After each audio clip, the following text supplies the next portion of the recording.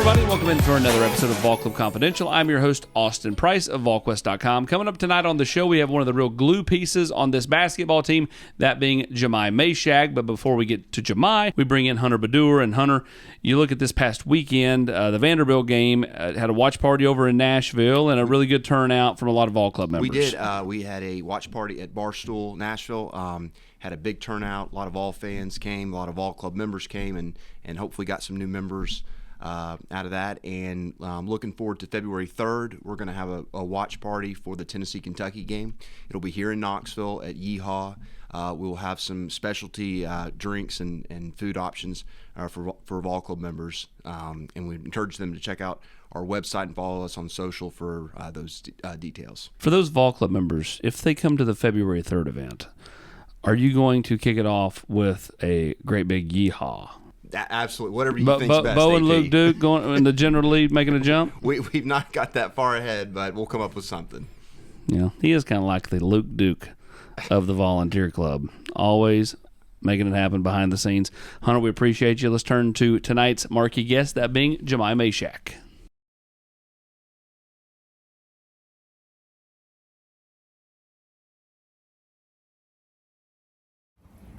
What's up, Jahmai? How you doing? Good, you? Good. Jahmai, I've watched you through 3 years or 2.5 years here, and just the growth in your game, especially the shot, is, I think, pretty dramatic. I mean, when you look at kind of where you started or even where you were in high school from an offensive standpoint and where you're at now, how much do you see the improvement? No, I definitely see it. It's definitely something that I took a lot of focus in, especially coming in this year. But since going into college, I knew it was something that I was going to have to get a hold of, is that jump shot. And, in high school, I was a good player. I played up, so I played against older competition ever since I was younger. So I always had to go in and fit into a role already. And, the only time you can play against older guys like that was playing defense, playing hard, rebounding. And so the offense didn't develop as much as it should have. And when I kind of had my time to be kind of the star offensively, I got hurt during my high school years. So that kind of took it away. And then that next year, COVID happened. So I didn't really get the development that I felt I needed, kind of playing through those mistakes and, learning through that until I got here. And just, putting in reps in the gym, I think really worked out, especially now that my jumper's starting to show in games. You look at the end of last year, you stepped up immensely when Zakai went down. Had you playing point, you took on a little more of an assertive role offensively. Was that easy to do for you? Because it just seems like you're just the ultimate, like, whatever needs to be done guy. No, absolutely. It's funny because, after that whole thing, it was really tough on us.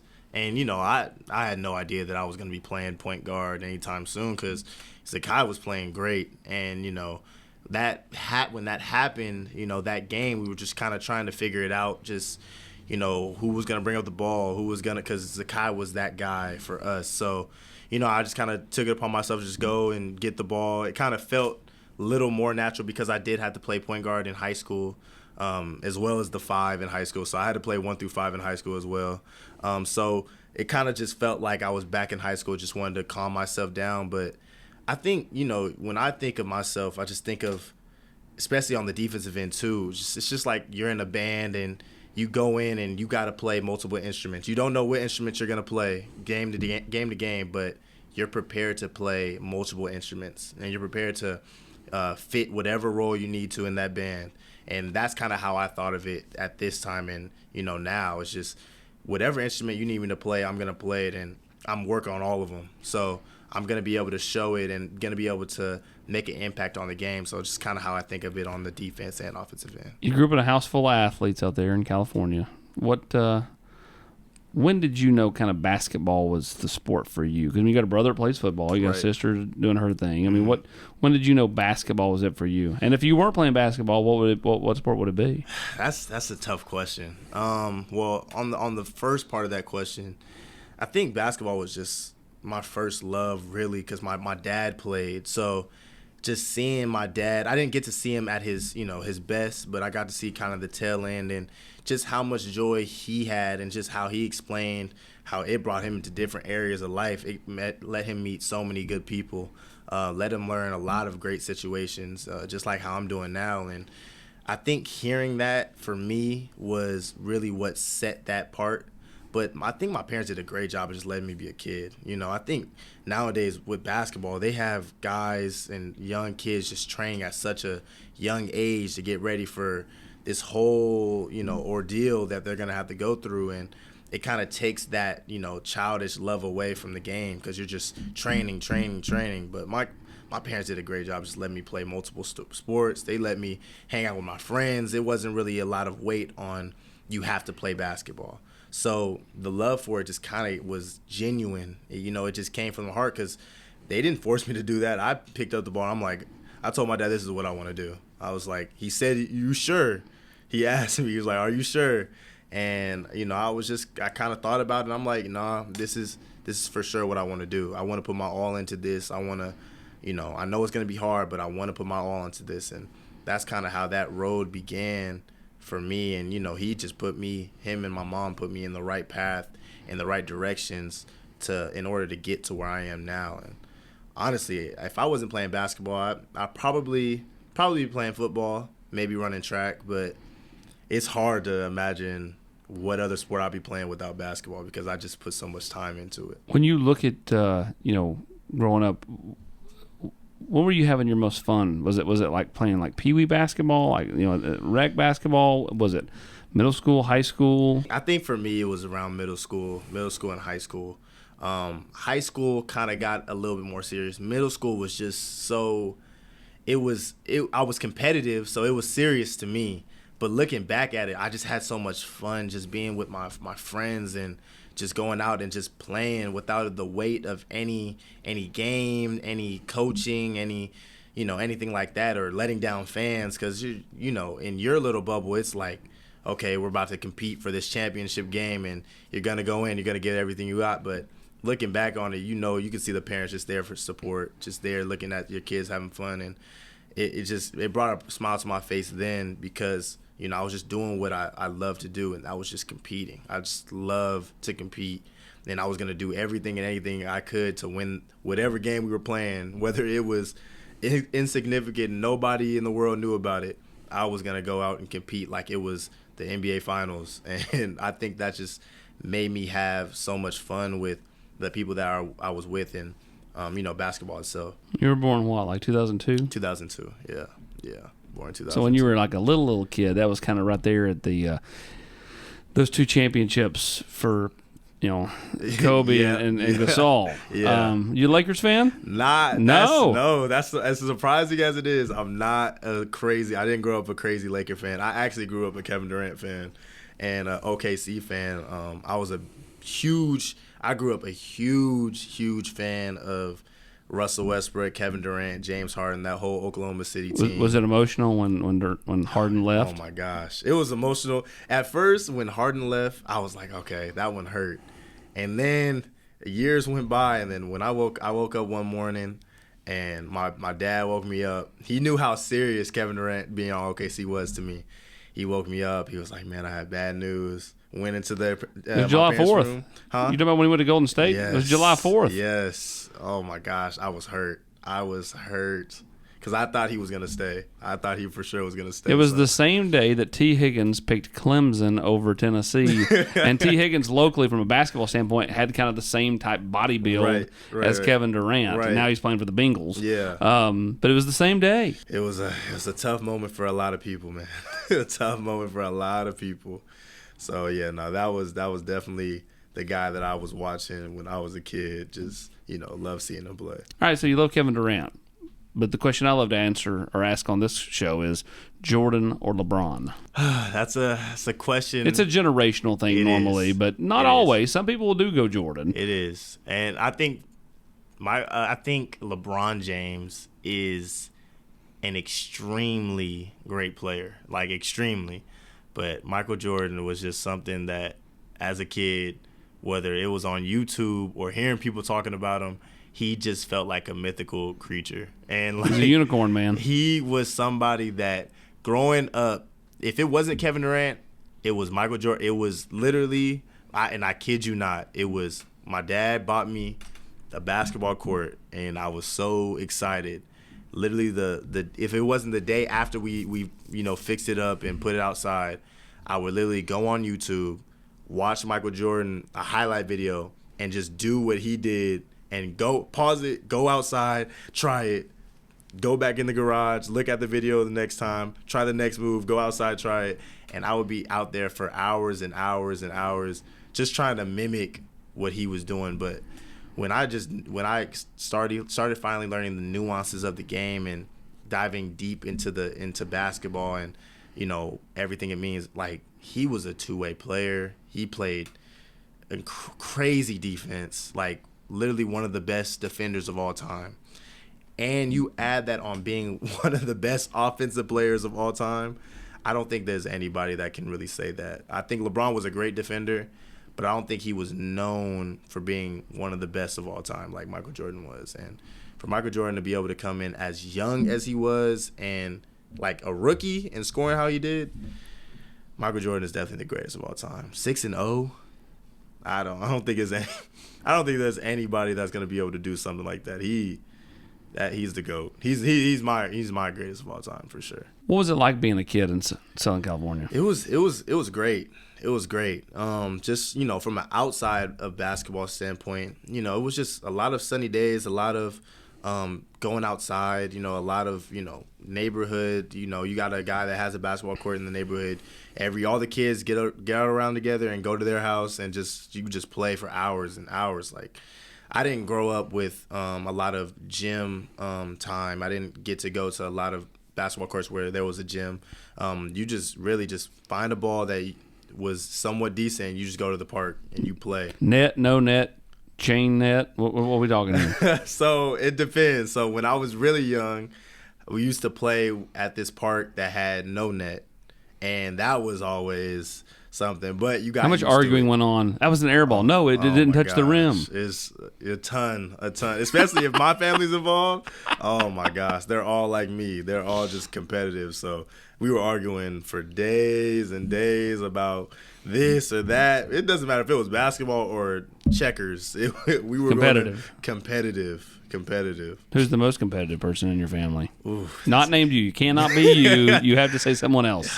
That's tough. I think it depends. It's between my brother and my mom. My mom is secretly really competitive. She won't say it out loud, but you could see it in her face that she wants to win. She might be the most competitive. How often are they out for games? They come as much as they can. Yeah, they come as much as they can. They'll usually just come for, a 2-game trip, and then they'll go back home and, because they still do stuff back there, and they'll come whenever they can and come see me, and it's just, it's a great surprise whenever I see them. Ironically, I would bet the cheapest travel trip the entire year was Maui, which was technically Oahu. Actually, yeah. Yeah, I mean, we broke up our trip. We went to the Polynesian Bowl for Nico a year ago, and we broke the trip going up. And the leg from L.A. on Delta to Honolulu was $180. I was like, what is this? Like, I mean, like if I was on the West Coast of the United States, I'd be in Hawaii all the time. Right. No, yeah, it was definitely cheap because I remember calling them for it, and they were talking about the prices, and I'm like, dang, really? Yeah, no, it was definitely cheaper from there. You grew up with GBS, which is a syndrome that attacks the nerves and causes all these tingling sensations in your extremities and stuff. Yes. Kind of tell everybody at home about what GBS is. It's just basically what you said, just kind of a lot of functionality with your hands, your legs, your feet, little stuff, little limbs like that. And it's called what now? Guillain-Barré syndrome. Yeah, so it's easier for me to say GBS. Yeah, definitely. No, but it was definitely a tough time. For me, when I kind of remember it, it wasn't as big as far as my memory because I was so young. But it was really hard on my parents. But does it just go away? Do you still have it? No, yeah. So it doesn't technically just go away. You just kind of just train through it. I got to restart. Had to restart all over again when I think I had it around when I was around 5 or 6. So it's something that stays with you, but you kind of just as you learn and you start to do all these movements and all these memorization skills and a lot of other stuff that I had to do, you kind of get back used to getting that feeling back to you. So it was, it was hard. It was definitely hard for my parents. It was hard kind of growing up, not knowing just how significant it was for me, because I was just kind of just a happy-go-lucky kid. I didn't want anybody to make any excuses for me. I wanted to, whatever I was going to do, I was going to put 110%, into it. So it was never something that I felt held me back. It was just something that I knew I had to get over, and I had to continue to improve, and I had to work probably 2 times as hard as a lot of other people in order to pick up things, especially from a basketball standpoint. When was the last time you had it occur? So it's not really just it's kind of hard to explain. So when it occurs at that age, and then it doesn't reoccur anytime for me. It hasn't reoccurred, or I haven't had any kind of lapse of that going on. But it's just kind of little things that kind of, that is still there. Just little functional things like picking up a coin off of a table, anything like that. So it's just little things that kind of go into that, and you just kind of have to grow through it as you get older. And it doesn't really happen a lot with children. So the fact that it did happen with me, it was just it was a tough situation. So just having that time to get over that was, it was big. All right, let's flip it back to here. We talk about improving your shot. What little things from a technique standpoint did Coach Barnes alter? So it was a lot of things that really went into it. I think for me it was more mental. Physically, my jump shot wasn't ugly by any means. It was I had to bring it a little bit down to my face. It was a little bit too high and just getting underneath the ball. But honestly, it was just the reps of having that consistent jumper and just working with that same spot, same kind of groove, and just grooving that out through reps and reps and reps, and then having the confidence as a shooter. I think this year was really the biggest jump for me, just having that confidence as a shooter. Am I wrong to, again, I'm thinking back 2 years. I remember when you first got here, I thought your shot was more flat. Mm-hmm. It has much more arch now. Yeah. Is that correct? Yes. No, that's for sure. That's definitely correct. We have a little machine where it'll tell you the number. So that kind of goes with getting underneath your shot and just, making sure that you have that right arc for the ball to go in. It just gives it a better chance. So that was definitely one of the things that I wanted to focus on too, especially going into this year. So when we had Josiah out last week, he mentioned he loves to shoot from the corner. And that's the one place that Zakai hates to shoot from. Right. Where's your spot on the floor? I'm not really big on the corner. I don't prefer the corner, but I think the corner is actually my best shot, which is surprising. But I don't prefer it. I definitely prefer more on the wing. I like wing shots. It feels like you like that 16 to 17 footer too. No, definitely. Like off the dribble. Off the dribble. Yep, for sure. That was definitely one of the moves that I had to go to at a young age, just to get over the top of guys who were older than me. So raising up, I wasn't as athletic at that time going against the guys that I was going through in high school, because they were all bigger, stronger, taller, faster. So just finding other moves that I could get to in order to rise up over the defense was definitely one of the moves that I had to, groove out throughout the years. What's something that most people don't know about you? Ooh, that's a tough. What is something that people don't know about me? As competitive and as much of a dog I am on the court, I'm very the opposite way off the court. I'm still competitive. That doesn't go away, but I'm definitely more loving and definitely more genuine and soft-spoken to other people. And, I really just have a strong heart for caring about other people. I think that was one of the biggest things being in Tennessee and just seeing the support that I've gotten. It helped me grow and helped me get to know a lot of other people that are from Knoxville. And, seeing them, they work jobs, they work 12-hour jobs, then they go there and wake up every morning, and it's hard. You got moms out here that are taking care of children, and parenting is already a struggle, and it's, honestly a thankless job. So kind of having me resonating with people like that, I think is big for me, just because I kind of go through the same thing. Defense isn't popular. Defense isn't something. It's not. Defense is not popular. It's not a. It is if it turns to offense.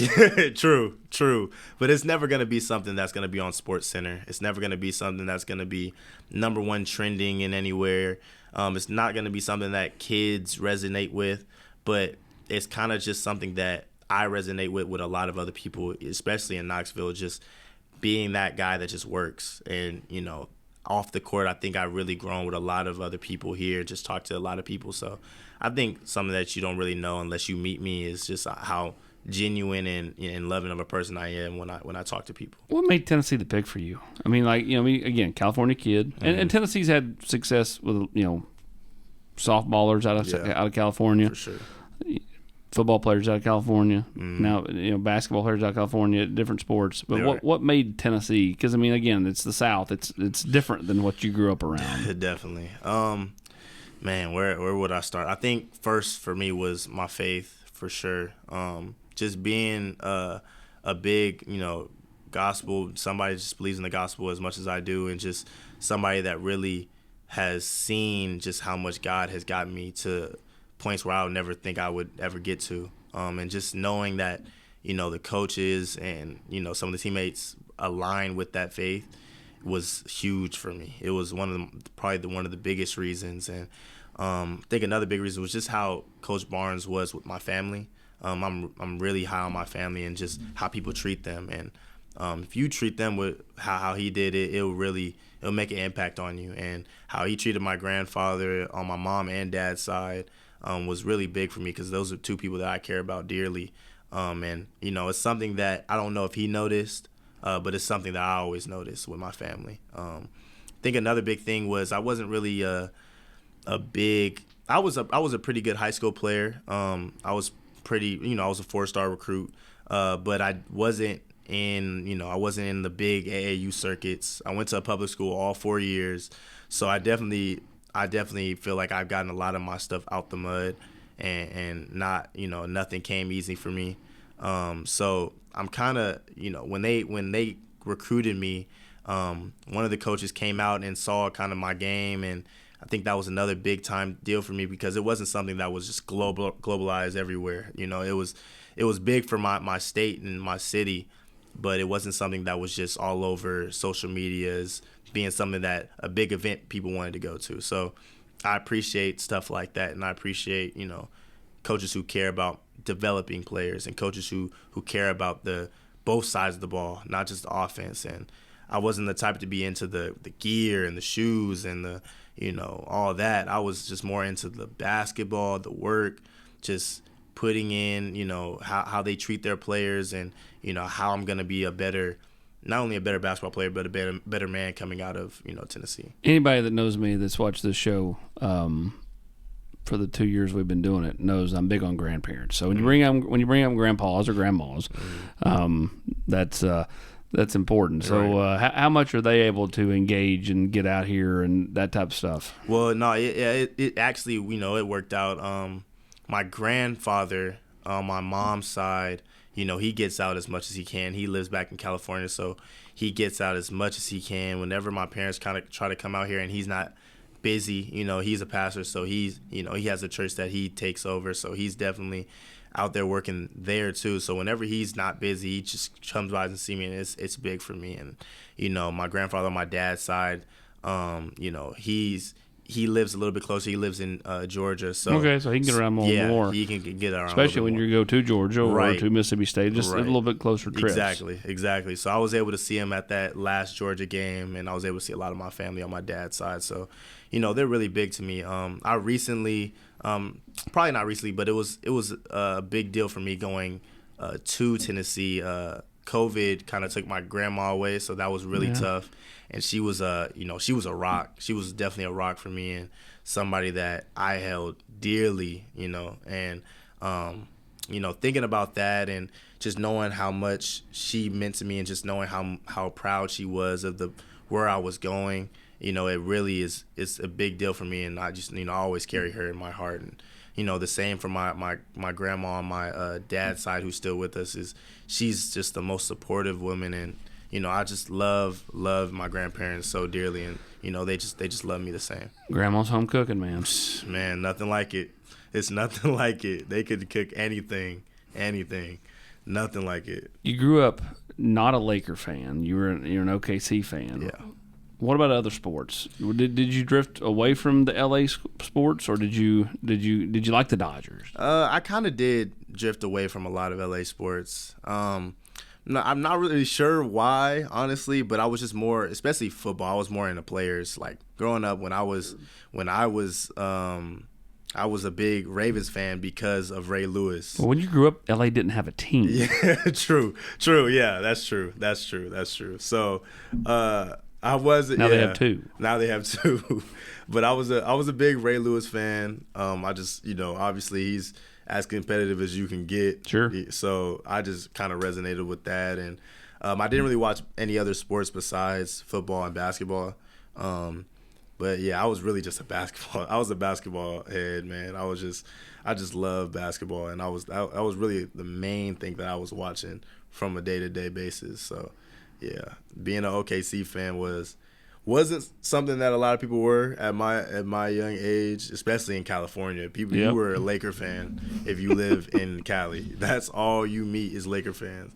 And I still like the Lakers. It was just something about OKC kind of resonated with me, and I just, I became an OKC fan. When you're on campus here, now Josiah's he loves the football games on Saturday. He loves the tailgates, of all that. Yeah. Are you one that goes out to all the different sports? Do you go to volleyball games? I'm sure you go to the football games. Every kid goes to the football games. But, are you one that goes out to all these different sports? Yeah, no, that's definitely me.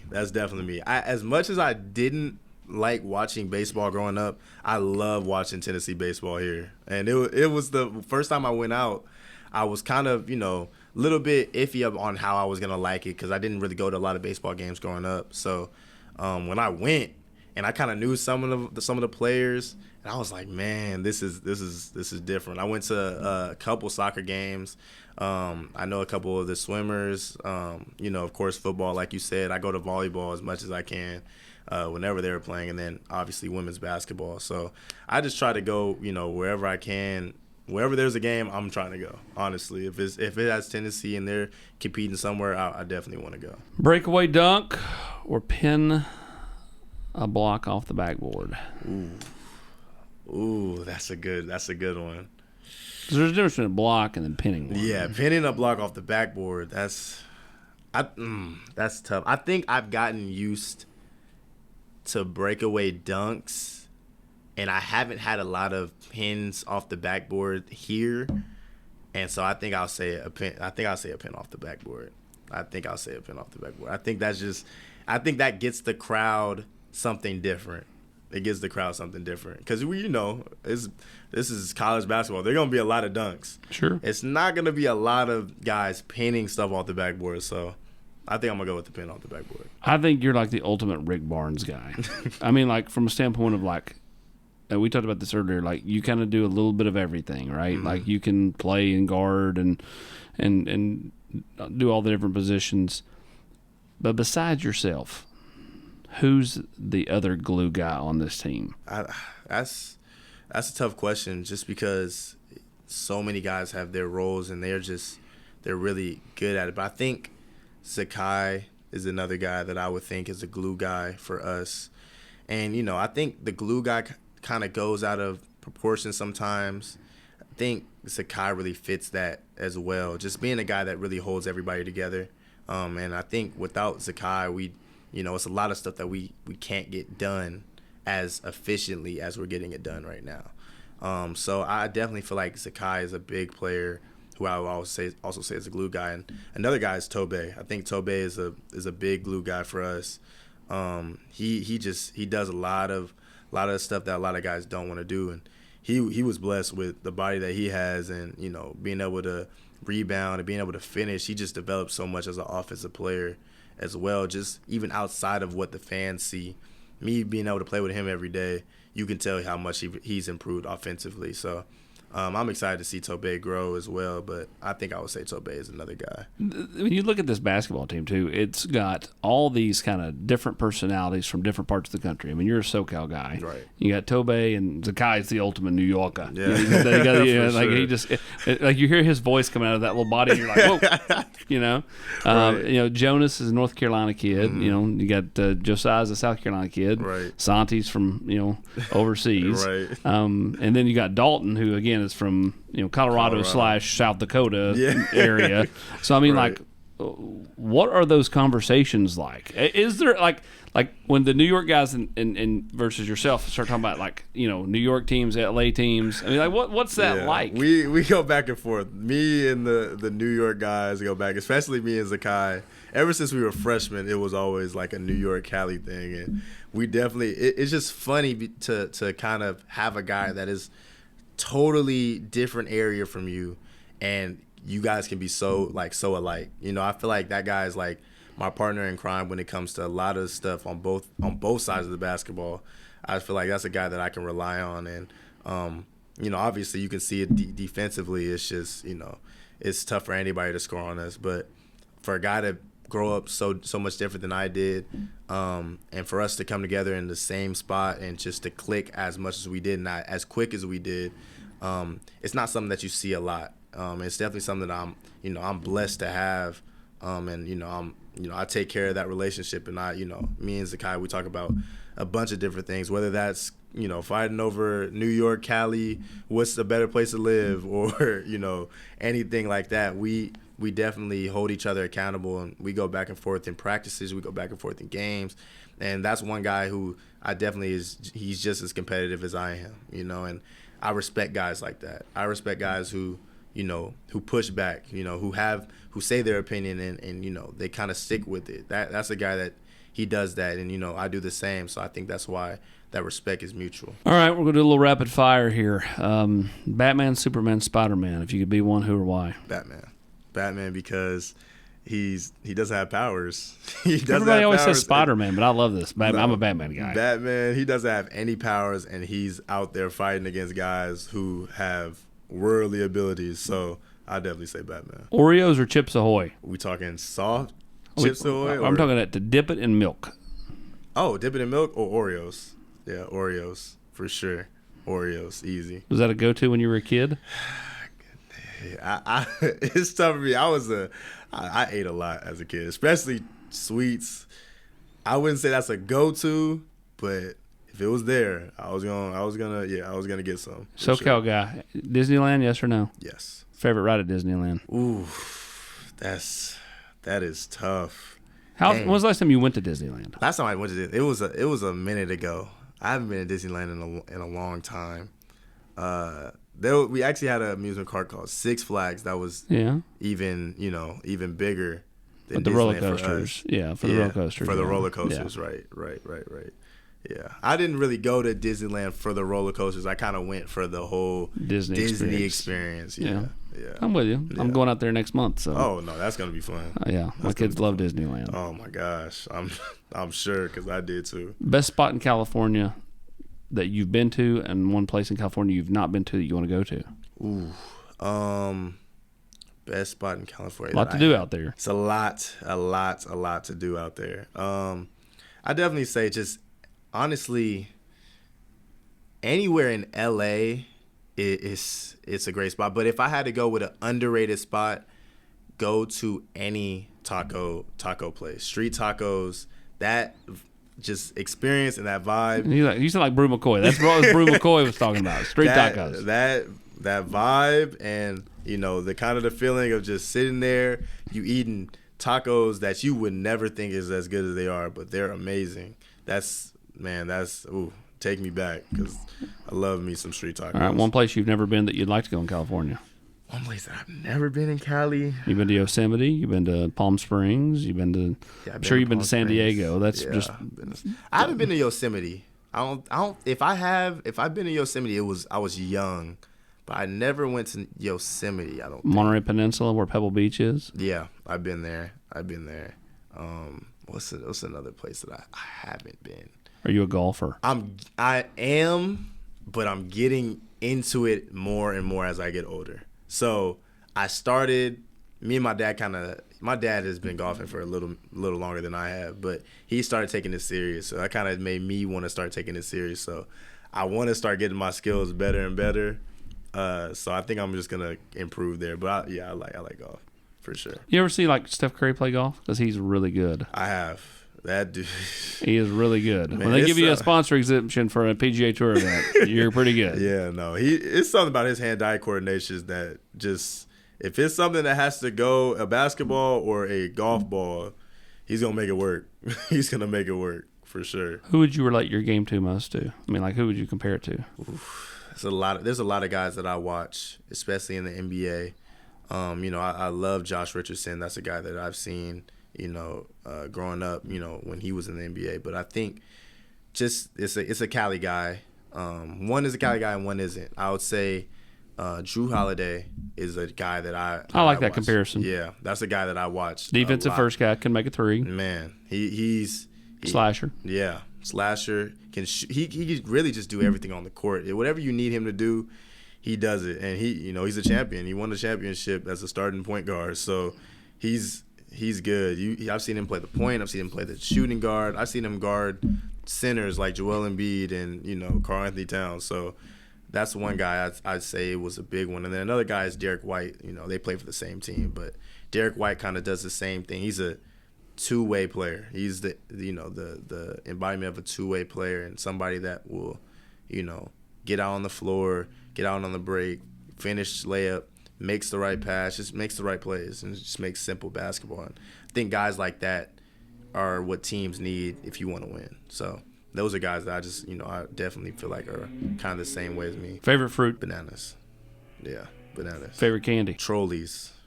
Favorite drink? Orange Fanta. Orange Fanta? I love Orange Fanta. My youngest, she loves peach orange Fanta. Peach orange Fanta? Yeah. You can go to Zaxby's and get the... Oh, okay. Yeah, like the machine, it'll give you like a bajillion things. Yeah, I definitely had the peach one before. Yeah. One place you've never been that you really want to go in the world? Dubai or Japan. I've seen pictures of Dubai, and it just looks amazing. And then Japan, because I just heard their steak is amazing, and I want some. I've heard the steak is just out of this world. Like, it's something you will never eat anywhere here, and it's just amazing over there. So that's definitely something. You're a ribeye guy, filet guy. What you got? Filet. Yeah, filet. Amen to that. No fat. I've got enough fat on me. I don't need any more. Favorite side when you go to a restaurant? Fries. Yeah. Or mac and cheese. Fries and mac and cheese. Best French fries in town or where? In Knoxville. Ooh. Smash Burger has really good fries. They do. You're right. They have really Them good and Stock fries. and Barrel. Basically, fresh cut. Yep, fresh cut. They have really good fries. You get the right sauce. Yep. I'm a ranch guy. I love ranch or barbecue sauce. And those are some good fries. One place on campus that you go to just to kind of clear your mind. Ooh. Not named an arena. Not named an arena. Not the court. That's a good question. Dang, I really. That's a good question. I'll say I'll walk around a lot. I think probably where the statue is. The torchbearer? The torchbearer, yeah.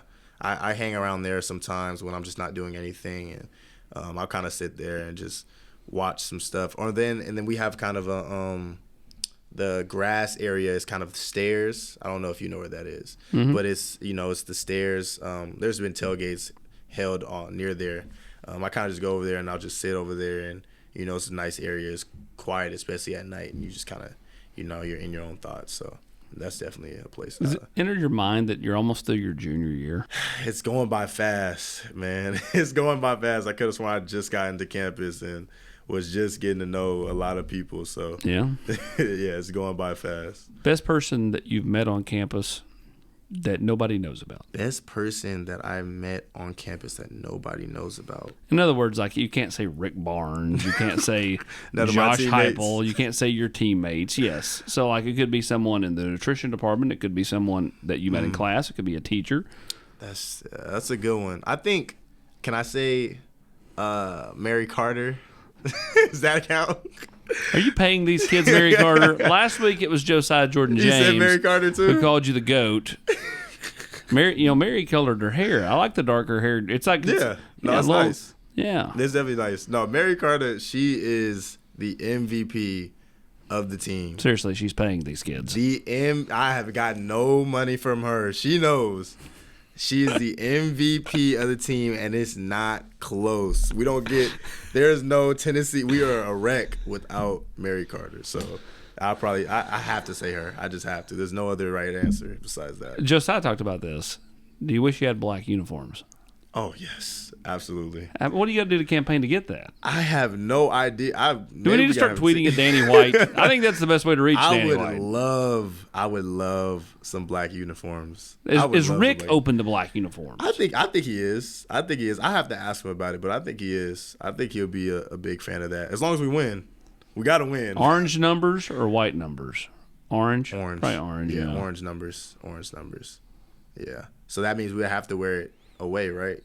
Yes. Yeah. Unless the home team wanted to wear. Yeah. But no, I think as long as we win, Coach Barnes will be okay with it. Well, no, you can wear them at home, and the other team. When you're the home team, you can wear whatever you want to wear. Oh, okay. Okay. But unlike football, you normally wear white at home. Like on football, white's the road. Right. Yeah. That's true. Yeah, I forgot it's different for football and basketball. Yeah. Have you ever heard of Stanley Asumnu? I don't think so, no. Stanley played here about 15 years ago or so.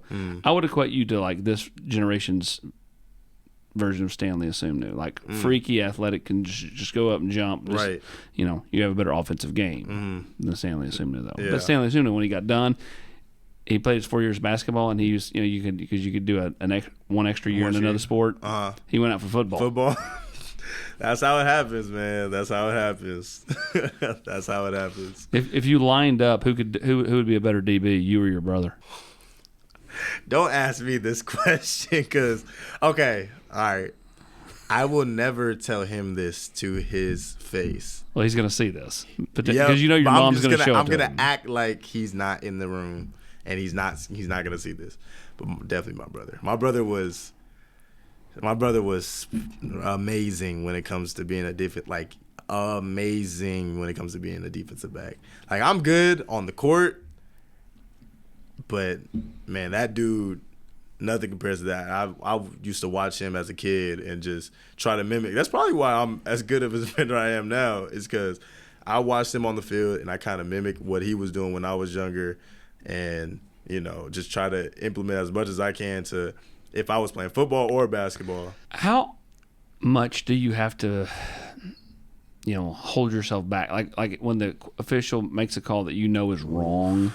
Yeah. To bite the tongue. Or I always felt like it was easier for me to bite my tongue on something called on me than one of my teammates. Yeah. You know what I mean? Because it's almost like big brother or little brother. You want to come to the defense of your brother. That's a big one. No, you know what I mean? That's a big one. I think you hit it on the head. For me, if it's a call, unless it's like I'm in foul trouble and it's a call that I know I got on. Like, I know if we watch the film back, they knew they made a mistake.